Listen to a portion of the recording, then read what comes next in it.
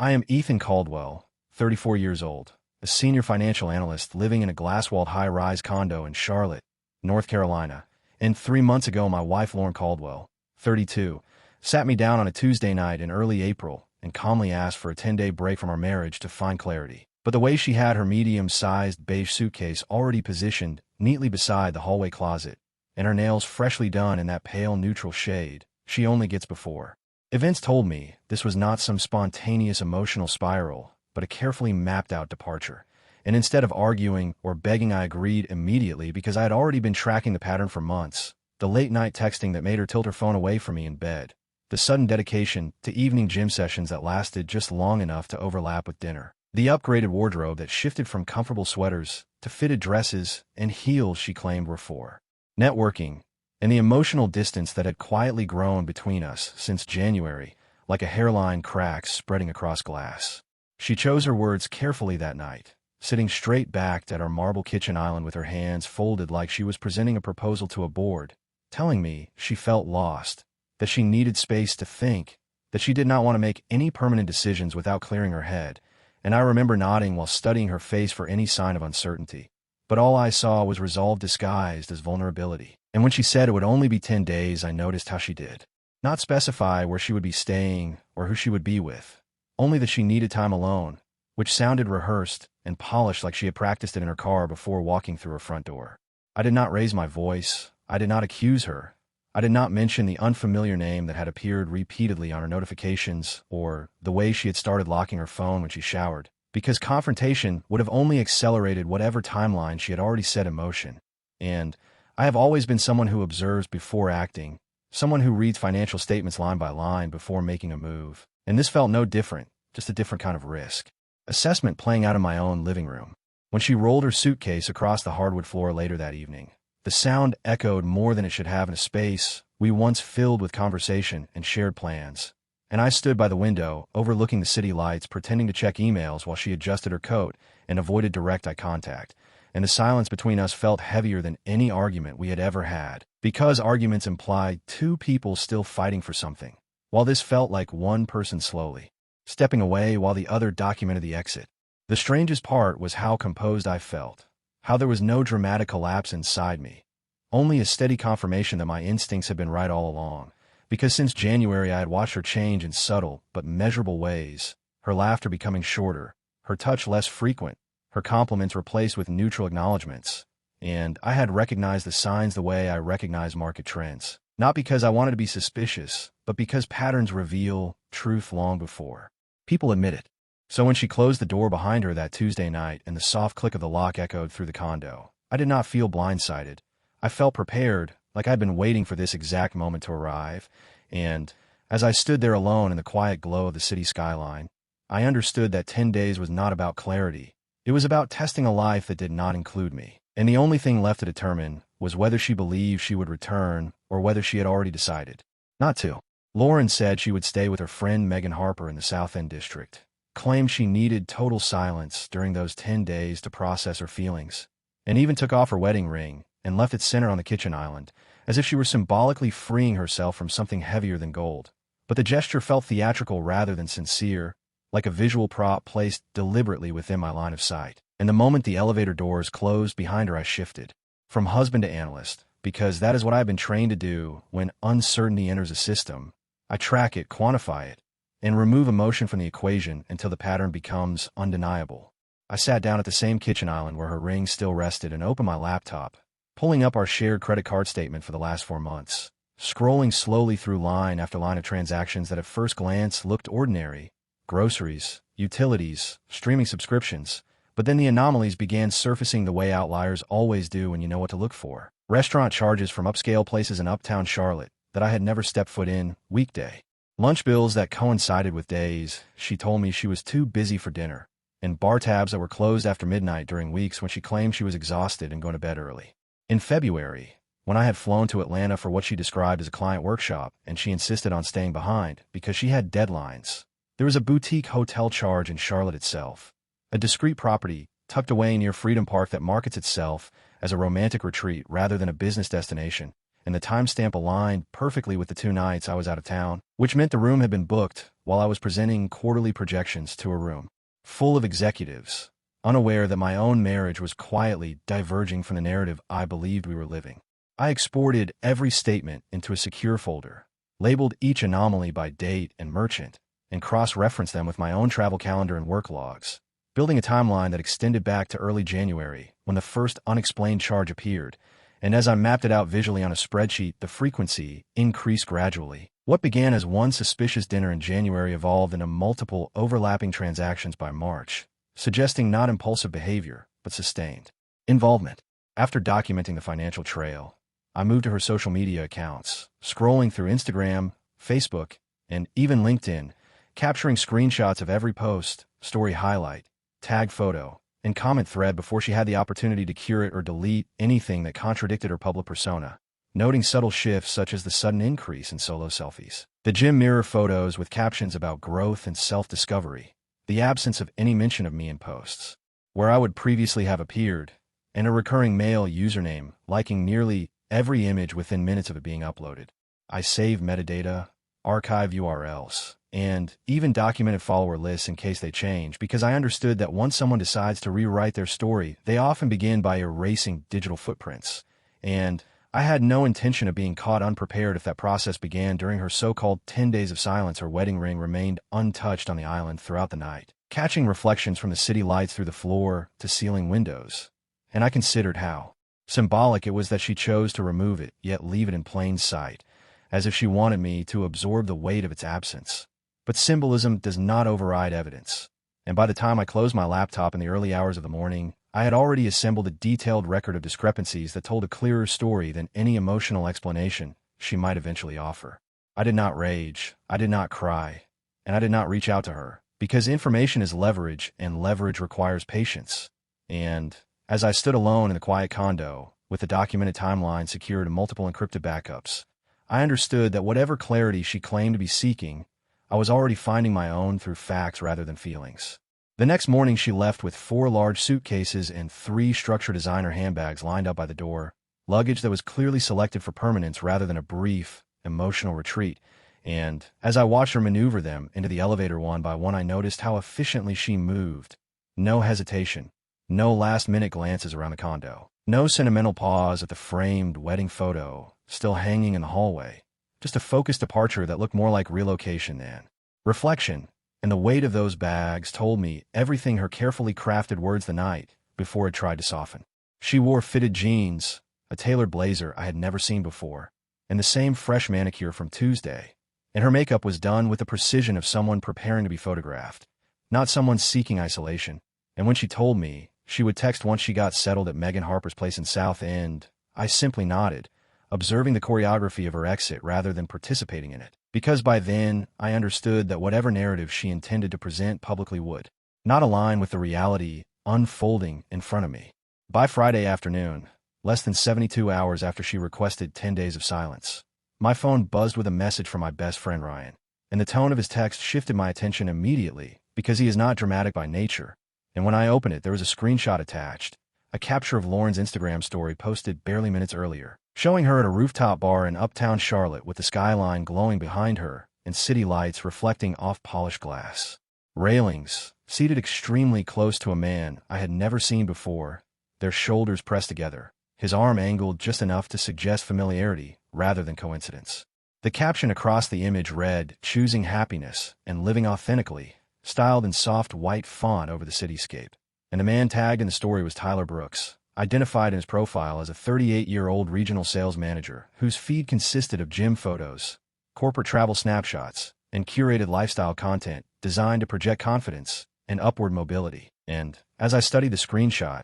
I felt not shock but confirmation, because clarity had apparently taken less than 48 hours to materialize into a public rebrand of her life. I zoomed in on the details instinctively, noting the timestamp, the geotag of the rooftop venue, the proximity of their faces, the way her body angled toward him rather than away, and the subtle intimacy conveyed through posture alone. And the fact that this was broadcast so quickly after her symbolic ring removal indicated that whatever emotional processing she claimed to need had already been resolved long before Tuesday night's conversation at our kitchen island. Ryan followed up with a short message that he did not know how to phrase, but there was no need for commentary because the image itself communicated everything. And as I set my phone down on the countertop beneath the quiet hum of the refrigerator, I recognized that the 10-day break had never been about reflection or marriage or rediscovery. It had been about staging a transition with minimal confrontation, about securing public validation for a decision already made, about stepping into a new narrative while framing it as self-empowerment rather than replacement. The irony was not lost on me that authenticity was being declared on social media, while concealment had defined the months leading up to it, and the swiftness of her appearance beside Tyler Brooks confirmed that I had not misread the financial discrepancies, the late-night notifications, or the gradual withdrawal of affection, because those were not random fluctuations but indicators of a parallel investment unfolding quietly alongside our marriage. As the evening light shifted across the empty condo and reflected off the untouched wedding ring still resting where she left it,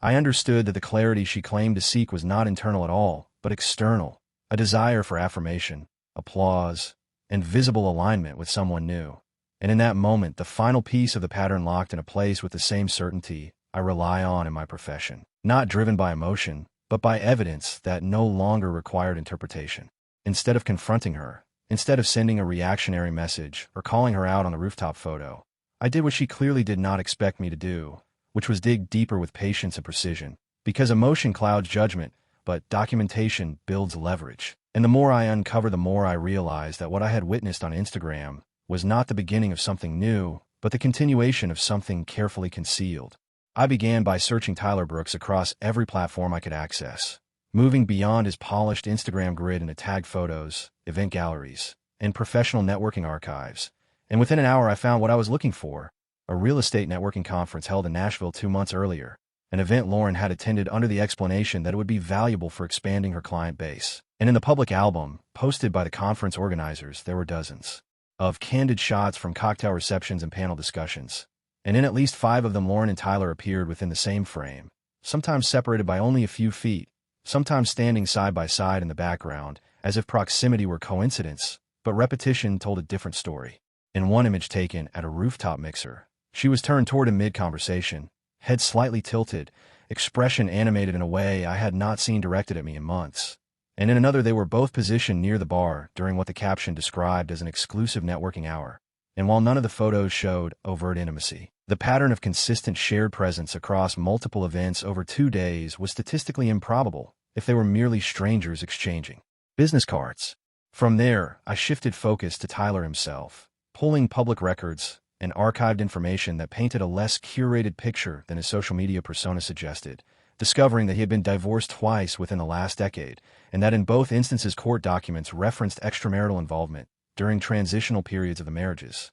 And a pattern began to emerge, not just of failed relationships, but of timing, specifically targeting women who were described publicly as reassessing their lives, seeking independence, or going through phases of growth. Language eerily similar to the phrasing Lauren had used at our kitchen island. I compiled every detail into a structured timeline, starting with January when Lauren's behavior first shifted,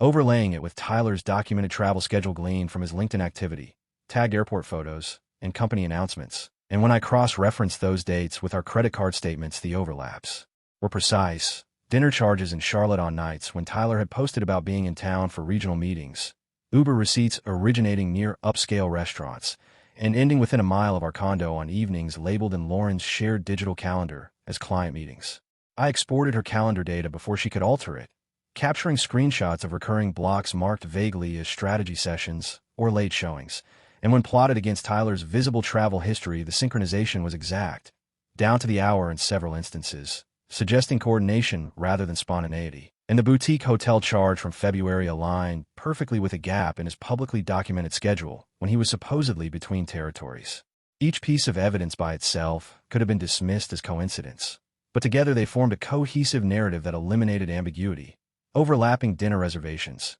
rideshare timestamps, social media appearances, and professional travel itineraries converging into a single consistent trajectory, one that had been unfolding long before she requested 10 days of silence to find clarity. By the time I finished organizing the data into a comprehensive document, complete with dates, locations, transaction IDs, and corresponding screenshots, I was no longer reacting to betrayal, but analyzing a completed strategy, and the clarity she claimed to seek had already been established in concrete, verifiable patterns that required no emotional interpretation, only acknowledgement of the undeniable alignment between her absences and his presence. On Sunday morning, day 3 of her 10-day break, I woke up before sunrise with a level of calm that only comes when a decision has already been finalized internally, and instead of replaying the rooftop image or rereading the timeline I'd built, I moved methodically through the condo, gathering the remainder of her belongings that she had not taken in her 4 carefully selected suitcases, treating the process less like an emotional purge and more like an inventory reconciliation where assets are reassigned and accounts are closed with precision. I began in the bedroom, opening the walk-in closet and removing every garment that still bore her scent, designer dresses arranged by color, heels in their original boxes, workout sets folded in matching pairs, and I packed them carefully into large moving cartons rather than trash bags because this was not an act of rage, but of finality. And from the dresser I removed jewelry cases, scarves, handbags she rotated seasonally, and the framed wedding photo that had sat on her nightstand angled slightly toward her side of the bed, as if she needed the reminder more than I did. In the living room, I unplugged the decorative lamps she insisted we buy because they gave the space warmth, wrapped the ceramic vases she selected during a weekend trip to Charleston, and removed the throw pillows she claimed tied the entire room together, reducing the condo back to its neutral architecture and clean lines, stripping away the aesthetic choices that once symbolized shared decisions but now felt like remnants of a staged narrative. In the kitchen, I disconnected the stainless steel espresso machine she loved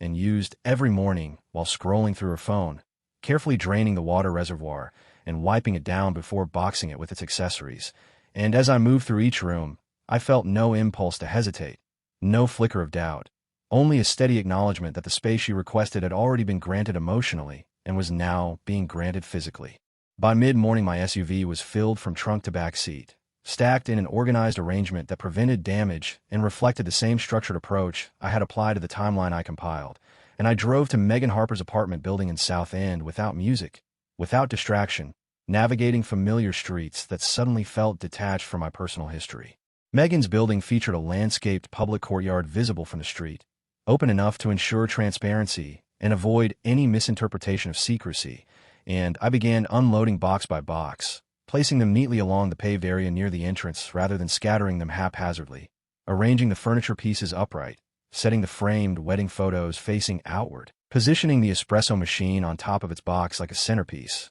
constructing not a spectacle, but a clear, visual statement. Before leaving, I taped a printed sign to one of the larger boxes, the words aligned in clean black font on white paper reading Lauren Caldwell, personal property requested space, found replacement, in 2 days space granted permanently. And I stepped back briefly to ensure everything was visible and orderly, then took several photographs from different angles documenting the condition and placement of every item, capturing timestamps and surroundings to eliminate any future claim of damage or misrepresentation. There were a few residents passing through the courtyard who glanced at the display with mild curiosity, but I did not linger to interpret their expressions or anticipate a reaction, because the action was not about humiliation, but about boundary enforcement, about returning what no longer belonged in my home, and closing a chapter with deliberate clarity. Once the photographs were saved and backed up to cloud storage, I returned to my SUV, drove away without looking back, and, as the building disappeared in the rearview mirror, I felt a sense of structural completion,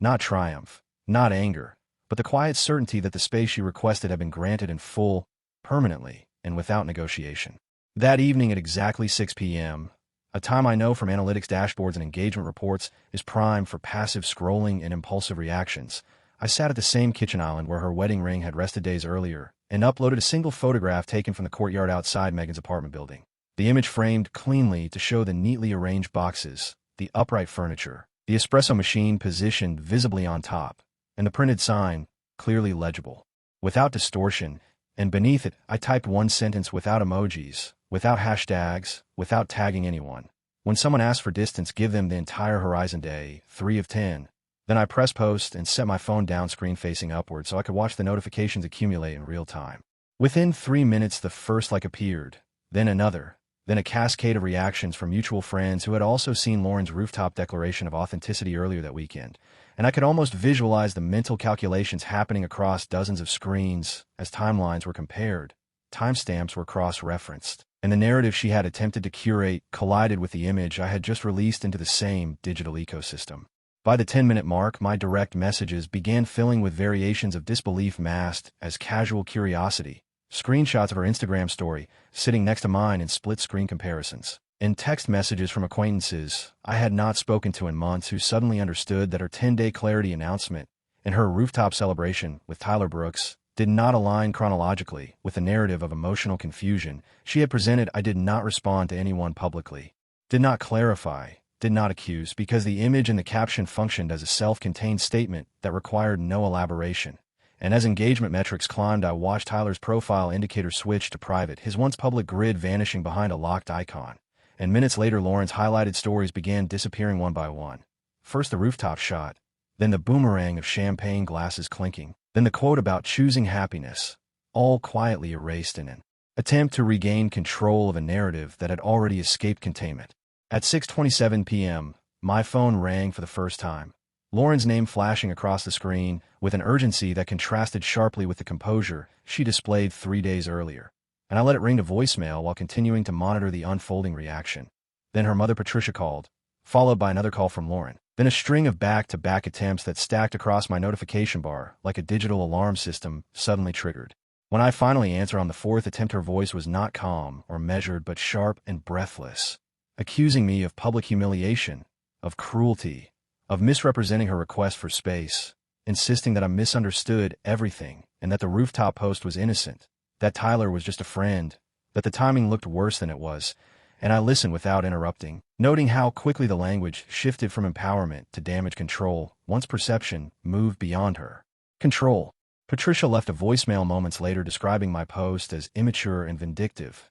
claiming that private matters should remain private. Yet there had been nothing private about Lauren's caption, declaring authenticity less than 48 hours into her so-called break. And as the evening continued, my phone vibrated relentlessly with calls, messages, and forwarded screenshots, documenting how quickly the dots had been connected by people who required no direct explanation from me. I did not delete the post, did not alter the caption, and did not issue any follow-up clarification, because the timeline spoke for itself. And as I sat there in the quiet condo watching digital reputations recalibrate in real time, I felt the same steady composure that had guided me from the beginning, not fueled by revenge, but by the simple principle that when someone requests distance under false pretenses, granting them the entire horizon sometimes becomes the most accurate response of all. On day 7, just after noon, when the city below the condo was moving through its usual weekday rhythm, I heard the unmistakable click of the front door unlocking and watched Lauren step inside using the key she had insisted on keeping, her posture rigid, her expression tight with urgency rather than remorse, and she did not hesitate or scan the room for signs of change because she was not returning tentatively. She was returning with the assumption that this was still hers to reclaim. She dropped her purse onto the entry table and immediately began speaking in a rapid, controlled tone that carried more frustration than vulnerability, demanding that we fix this, that things had spiraled out of proportion online, that Tyler had been a mistake born from confusion and vulnerability, that she had been overwhelmed and misled. And as she paced across the living room, now stripped of her decorative choices, she gestured toward the blank spaces on the walls, as if the absence itself were an accusation. I remained seated at the dining table where my laptop was already open, the compiled timeline visible in structure columns, and I waited until she paused long enough to breathe before turning the screen toward her without raising my voice, because volume was unnecessary when documentation was complete, and I walked her through the chronology calmly, starting in early January when the first unexplained dinner charge appeared, moving through the Nashville conference photographs from 2 months earlier where she and Tyler appeared repeatedly in shared frames, aligning Uber receipts, boutique hotel transactions, and calendar entries labeled as client meetings that matched precisely with his travel schedule. As the dates accumulated in front of her, each supported by time-stamped evidence and corresponding screenshots, her initial indignation softened into silence, then into visible calculation, and I explained without emotion that the affair did not begin during a period of marital reflection, but at least 8 weeks before she requested space, which reframed the break not as confusion, but as an exit strategy, synchronized with the stability of her alternative option. When I informed her that I had already filed for divorce on grounds of irreconcilable differences, and that the paperwork was in process, the shift in her demeanor was immediate and unmistakable, her shoulders dropping, her eyes glossing with sudden tears, her voice losing its sharp edge and morphing into something pleading. and she moved from anger to visible distress within seconds, as if cycling through emotional responses in search of one that might alter the outcome. She insisted we try counseling, though we owed it to our history, that mistakes happen, that clarity sometimes comes too late but still deserves effort. And she stepped closer as she spoke, lowering her tone, framing the situation as salvageable. If only I would pause the legal process and reconsider. But I remained still and asked calmly why counseling had not been urgent in January when the secrecy began, why therapy had not been proposed in February when the hotel charge appeared, and why it suddenly became essential only after her new relationship collapsed within days of public exposure. She had no structured answer, only fragmented explanations about panic, embarrassment, and fear of losing stability. And in that silence between my question and her incomplete response, the reality settled more heavily than any accusation could have. Because urgency that appears only after an alternative fails is not commitment. It is damage control. As she stood there in the center of a condo that no longer reflected her aesthetic imprint, shifting between tears and attempts at persuasion,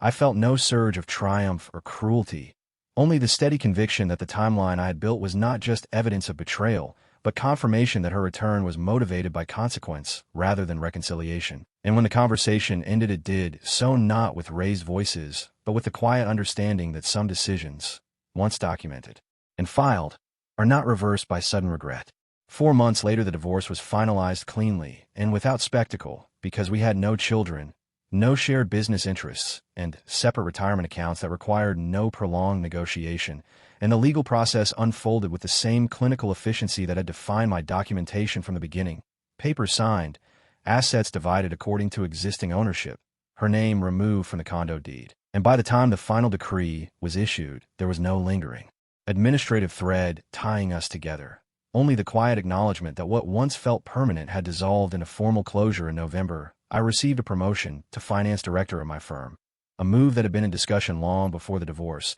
but became official after months of consistent performance and expanded responsibilities. And stepping into that role felt less like an escape and more like a confirmation that stability built on discipline tends to outlast chaos built on impulse. And with the increased income and authority came a renewed sense of direction that had nothing to do with proving anything to anyone else. Around that same time, I began dating Hannah Pierce, a straightforward woman from our corporate strategy team who values privacy over performance and substance over spectacle, someone who does not broadcast curated moments for validation, but prefers quiet dinners, long conversations, and mutual respect that is demonstrated consistently rather than declared publicly. And the simplicity of that dynamic felt unfamiliar at first, but grounding, because there were no sudden reinventions, no cryptic captions about authenticity, no dramatic exits disguised as growth. One Saturday afternoon in early winter, while standing in the produce aisle of a grocery store near the condo, I unexpectedly ran into Lauren,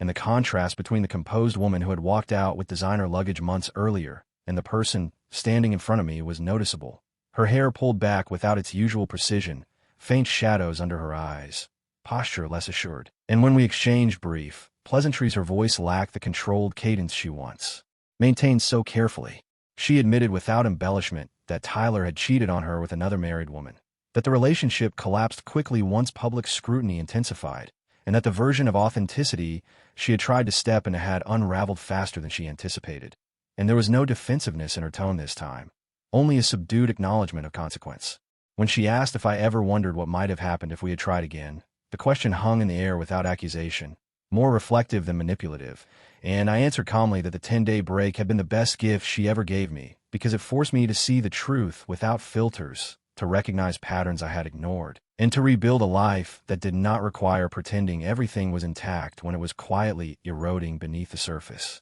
There was no anger in my response, and no lingering bitterness, only clarity shaped by experience. And as we stood there among shelves of produce and passing shoppers, the conversation ended not with unresolved tension, but with the understanding that some endings are necessary catalysts, and that the horizon she once requested had expanded far enough for both of us to walk in separate directions without looking back.